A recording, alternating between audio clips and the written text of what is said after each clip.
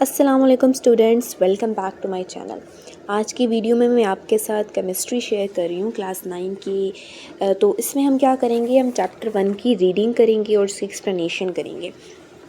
तो चलिए स्टार्ट करते हैं। तो आपके पास अगर हम देखेंगे चैप्टर्स जो हैं आपके 19 चैप्टर्स हैं।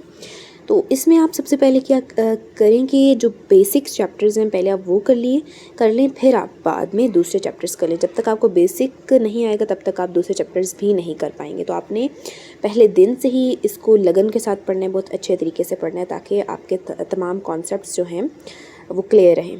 तो पहला यूनिट है nature of science in chemistry. तो साइंस की क्या नेचर है केमिस्ट्री में। 1 का जो ओवरव्यू है, ये जो इमेज लगाई हुई है, ये केमिस्ट्री लगाई है, एक केमिस्ट्री लिखा हुआ है और फिर उसकी शाखें निकली हुई हैं। तो ये बता रहा है कि ये इनकी ब्रांचेस हैं। तो ये तमाम जो है ना, फिज़िकल, इनऑर्गेनिक, बायोकेमिस्ट्री, ऑर्गेनिक, ये तमाम इसकी ब्रांचेस हैं। ये तो नाउ हम लोग रीडिंग करेंगे 1.1 से। अच्छा जी, सबसे पहले तो आपने इसकी डेफिनेशन करनी है, पूरी कर लें आप लोग, या फिर मैं आपको शॉर्ट करवा देती हूँ। हाँ जी, तो chemistry is defined as the science that investigates the material of the universe and the changes that these materials undergo. Chemistry deals with the composition, structure, properties, behaviour and changes of matter and energy, यहाँ तक। और इसके आपने थोड़ी सी साथ में जो है ना एग्जांपल्स बता देनी है। आप ये भी बता सकते हैं कि इसकी ब्रांचेस कौन कौन सी है, ये भी बता सकते हैं, और साथ साथ आप इसकी ब्रांचेस के आगे जो है उसकी एग्जांपल्स भी बता सकते हैं। तो आप पेपर में इस तरह भी लिख सकते हैं, बोर्ड के पेपर्स में। तो केमिस्ट्री क्या है, केमिस्ट्री जो है हमें बताती है कि हाँ, जो मुख्तलिफ मटेरियल्स हैं हमारे यूनिवर्स में, हमारी कायनात में जितने भी मटेरियल्स हैं, उनका क्या इंटरेक्शन होता है दूसरे मटेरियल्स के साथ, वो क्या एनर्जी रिलीज़ करते हैं, क्या एनर्जी लेते हैं, उनके अंदर क्या चेंजेस होते हैं, उनका क्या बिहेवियर होता है, वो ये या कोई भी मटेरियल वो किस चीज़ से बना हुआ है, उसका स्ट्रक्चर क्या है, उसकी खसूसियात क्या हैं। जैसे एक प्लांट है तो उसका क्या स्ट्रक्चर है, उसकी क्या खसूसियात है, वो फोटोसिंथेसिस का प्रोसेस उसमें कैसा हो रहा है। तो ये सब जो है ना आपके पास केमिस्ट्री है। अब मैटर में भी आप मैटर देखेंगे। मैटर हम कहते हैं सॉलिड, लिक्विड एंड गैस को। अब केमिस्ट्री में हम लोग मैटर के चेंजेस को भी पढ़ते हैं और वो उसकी एनर्जी को भी स्टडी करते हैं।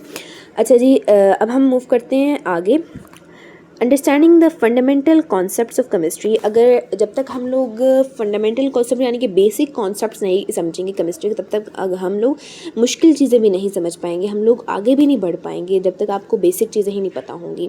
तो आपको पता है कि अगर आप फंडामेंटल केमिस्ट्री को यानी फंडामेंटल कॉन्सेप्ट्स ऑफ केमिस्ट्री को नहीं पढ़ेंगे, यानी कि जो बुनियादी आपकी कॉन्सेप्ट्स हैं केमिस्ट्री के, आप वो ही नहीं अगर आप वो समझ लेंगे तो आपके लिए क्या होगा कि नेचुरल फिनोमेना, जो आपके कुदरती जो आपके जो भी प्रोसेसेस हो रहे हैं, फिनोमेना हो रहे हैं, आप उनको बहुत ही ईजिली समझ पाएंगे। जैसा कि आपके पास natural phenomena and apply them to the formation of new substances. Natural phenomena में वो कैसे अप्लाई हो रही है केमिस्ट्री के, और वो new substance like drugs and technologies में केमिस्ट्री का क्या रोल है, हम वो भी अच्छे तरीके से समझ पाएंगे अगर हम केमिस्ट्री के फंडामेंटल्स को समझेंगे अच्छे तरीके से। अब डू यू नो में आपको क्वेश्चन आंसर्स की वीडियोज़ में करवाऊँगी। तो आगे बढ़ते हैं अभी। Branches of chemistry. तो केमिस्ट्री की कितनी शाखें हैं, तो आपके इस सिलेबस में आपके पास 12 हैं। तो हम ये 12 की 12 ही रीड करेंगे और फिर इसको समझेंगे। Chemistry is a diverse field of study surrounding numerous सब फील्ड्स एंड इंटरडिसिप्लिनरी एरियाज़। तो केमिस्ट्री का जो है बहुत से एरियाज़ में ये इस्तेमाल होती है, इसकी बहुत ये वसी है और इसकी बहुत ज़्यादा जो है ना एप्लीकेशंस हैं हमारी डेली लाइफ में। ठीक है, तो ऑर्गेनिक केमिस्ट्री सबसे पहले हमारे पास आ जाता है। ऑर्गेनिक केमिस्ट्री है क्या, ये एक ऐसी ब्रांच है केमिस्ट्री के जिसमें हम लोग पढ़ते हैं कि जिसमें हम लोग कार्बन जो जो जिन जिन सब्सटेंसेस में हमारे पास कार्बन होता है, उन तमाम चीज़ों को हम लोग ऑर्गेनिक केमिस्ट्री में पढ़ते हैं।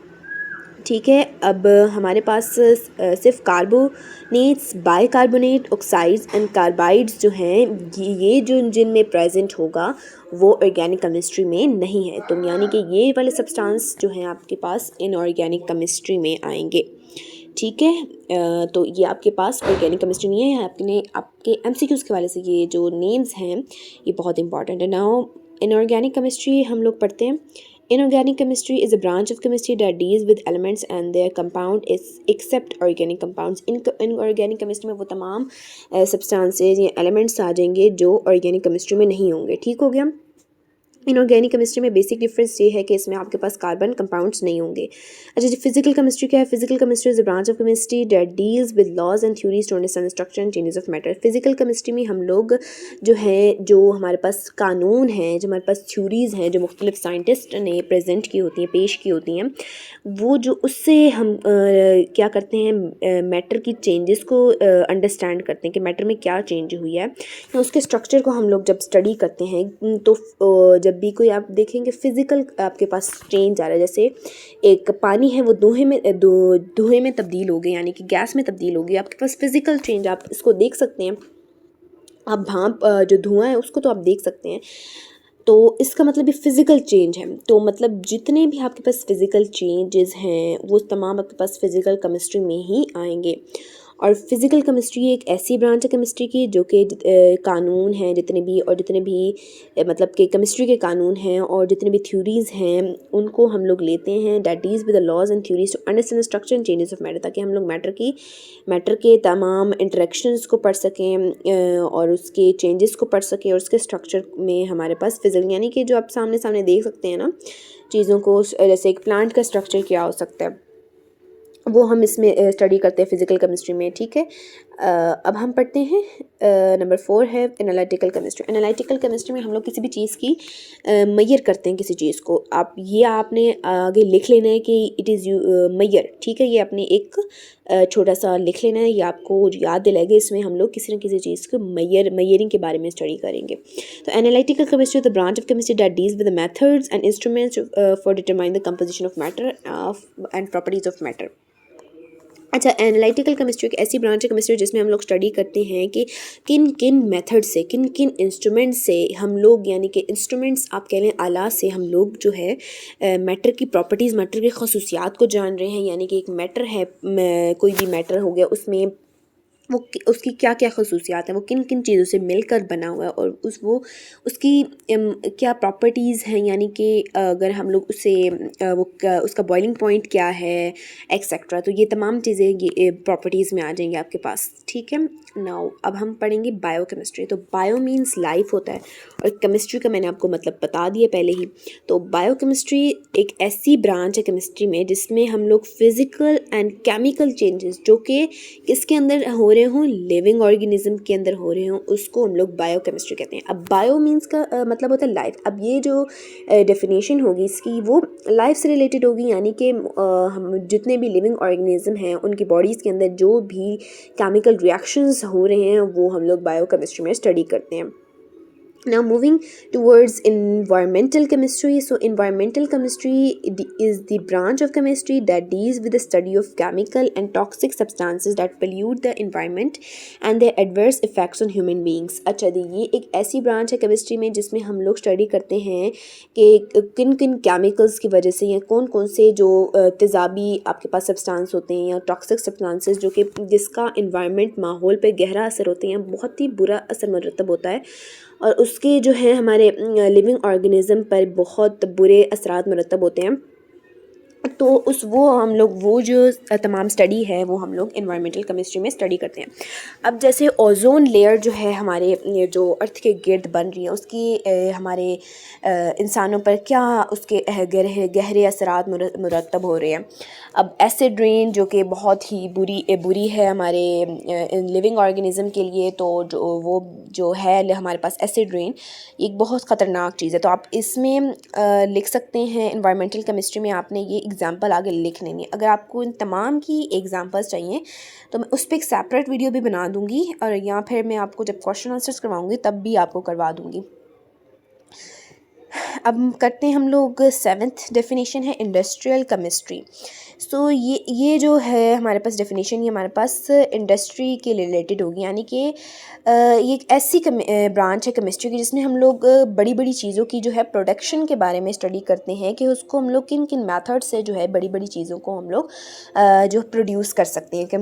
Industrial chemistry is the branch of chemistry that deals with the large scale production of chemical substances, यानी कि केमिकल सब्सटेंसेस को कैसे जो है हम लोग प्रोड्यूस कर सकते हैं, ठीक है। जैसे हम लोग नाइट्रोजन को कैसे प्रोड्यूस कर सकते हैं, या हम लोग ऑक्सीजन को कैसे प्रोड्यूस कर सकते हैं, लार्ज स्केल प्रोडक्शन कैसे कर सकते हैं, या आप कोई भी आप चीज़ ले लें, कार्बन डाइऑक्साइड को कैसे हम प्रोड्यूस कर सकते हैं लार्ज स्केल पे। तो जितने भी केमिकल सब्सटेंसेस हैं वो तमाम हम लोग उसको कैसे हम प्रोड्यूस कर सकते हैं एक लार्ज स्केल पे, जैसे नाइट्रोजन गैस को कैसे हम प्रोड्यूस कर सकते हैं। तो वैसे ही हम लोग वो तमाम जो मैंने आपको बताया ये हम इंडस्ट्रियल केमिस्ट्री में पढ़ते हैं। आप इसको इस डेफिनेशन को कैसे याद रख सकते हैं कि इंडस्ट्रीज़ में हम लोग बड़ी बड़ी चीज़ें प्रोड्यूस करते हैं।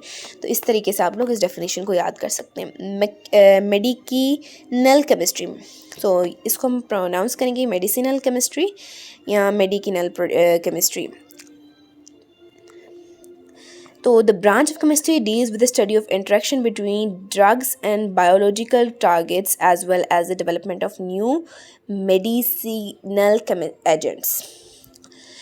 तो ये ऐसी ब्रांच है केमिस्ट्री की जिसमें हम लोग स्टडी करते हैं जो ड्रग्स के इंटरेक्शन है, बायोलॉजिकल टारगेट यानी कि इंसानों के जो हैं इंसानों का क्या इंटरेक्शन है इन दवाइयों के साथ, हमारे क्या उनका इंटरेक्शन होगा, क्या उनका उसका नतीजा क्या होगा, as well as the development of new medical agents. और जितने भी मेडिकिनल एजेंट्स यानी कि जितनी भी आपके पास दवाइयाँ हैं वो तमाम उनकी कैसे हमने उसको डेवलप करना है, तो वो हम लोग मेडिकिनल केमिस्ट्री में उसको पढ़ेंगे।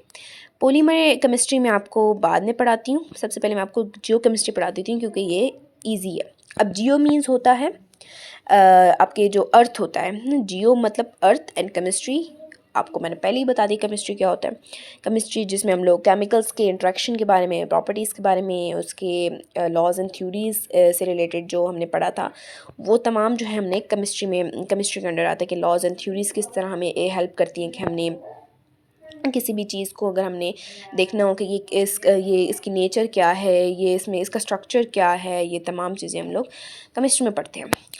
अच्छा, geochemistry is a branch of chemistry that deals with the study of chemical composition, distribution and transformation of elements and compounds in the earth's crust such as rocks, minerals, soils, water and the atmosphere।